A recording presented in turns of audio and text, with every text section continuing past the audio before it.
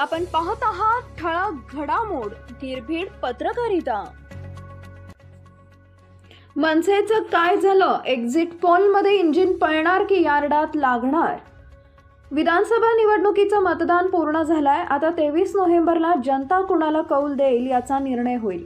पण त्याआधी एक्झिट पोलचा अंदाज समोर आलाय। मनसेचे अध्यक्ष राज ठाकरे यांनी विधानसभा निवडणुकीत पूर्ण ताकद पणाला लावून लढलेत। सुसंस्कृत महाराष्ट्रासाठी सत्ता आपल्या हातात द्या अशी हाकही त्यांनी दिली।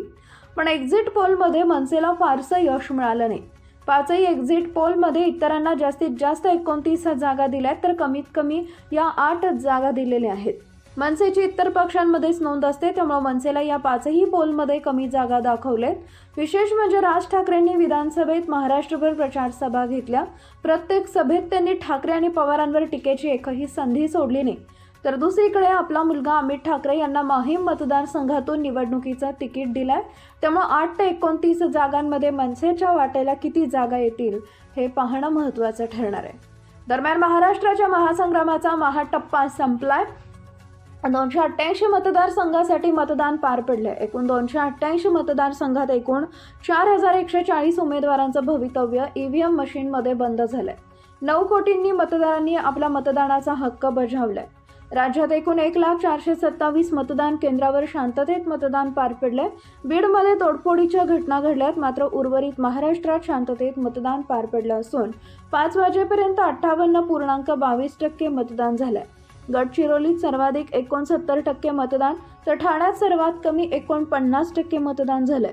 यंदाची विधानसभेची निवडणूक अनेक अर्थांनी ऐतिहासिक आहे। पहिल्यांदाच विधानसभा निवडणुकीत 2 शिवसेना 2 राष्ट्रवादी निवडणूक लढवत आहेत। उद्धव ठाकरे पहिल्यांदाच विधानसभेची निवडणूक धनुष्यबाण चिन्हाशिवाय लढलेत, तर शरद पवार घड्याळांशिवाय पक्षापक्षातील लढाई, नेत्यांमधली लढाई, नात्यागोत्यातील लढाई या निवडणुकीत सर्वात चर्चेत राहिली। ही निवडणूक एक प्रकारे ठरवेल की खरी शिवसेना कोणाची, खरी राष्ट्रवादी कोणाची, राज्यात सत्ता कोणाची।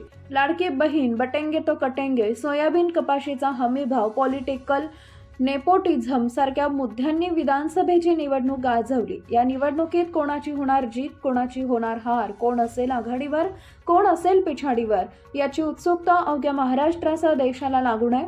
आता 23 तारखेला महाराष्ट्राला जनतेला कुणाचा कौल याचा फैसला होईल।